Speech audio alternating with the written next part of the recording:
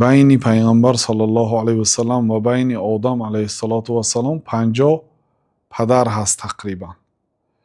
لیکن از جهتی طرفی مادر و از جهتی طرفی پدر اگر حساب کنیم، خیلی که بعضی علما گفتند من 500 مادری پیغمبر صلی الله علیه و سلم رو شماریدم. گفتم خیلی 500 مادر.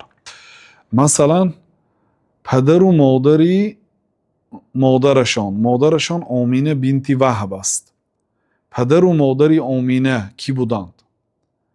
بعد از آن خودی مادر کلانی پیامبر صلی الله علیه و سلم از جهتی مادرشان، پدر و مادرش و اینچونین پدر بزرگی پیامبر صلی الله علیه و سلم از جهتی مادریشان، همین خیلی تا حضرت آدم، از این طرفی پدرشان تا حضرت آدم علیه السلام یگان نفر شخصی که به نکاح به دنیا آمده است یا دست به عملهای زشت زده است نیست در بین نسبشان.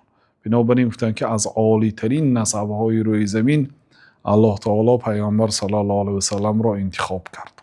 نسب پیامبر صلی الله علیه و سلم را تا عدنان امام بخاری در صحیح خود روایت کردند و بعد عدنان گفتند که اختلاف هست، یعنی هر عالمی نسب هر خیل ذکر کرد، لیکن تا عدنان خودی پیامبر صلی الله علیه و سلم گفتند که نسب من تا عدنان یگان جای خلافی ندارد. و حالا نسب پیامبر صلی الله علیه و سلم رو به شما ذکر میکنم.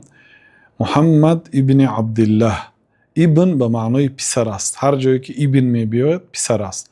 محمد ابن عبدالله ابن عبدالمطلب ابن هاشم ابن عبد مناف ابن قصی ابن کلاب ابن مرة ابن کعب ابن لؤی ابن غالب ابن فهر ابن مالك ابن النضر ابن كنانة ابن خزيمة ابن مدركة ابن إلياس ابن مضر ابن نزار ابن معد ابن عدنان ابن أداد ابن مقوم ابن ناحور ابن تيرح ابن يعروب ابن يشجوب ابن نابت ابن إسماعيل ابن إبراهيم ابن آزر ابن ناحور ابن شاروخ ابن راغو ابن فالخ ابن عيبر ابن شالخ ابن أرفخشت ابن سام ابن نوح ابن لامك ابن متوشلخ ابن اخنوخ یعنی ادریس علیه السلام ابن یرد ابن مهلائیل ابن قینان ابن یانوش ابن شیس ابن آدم علیه السلام.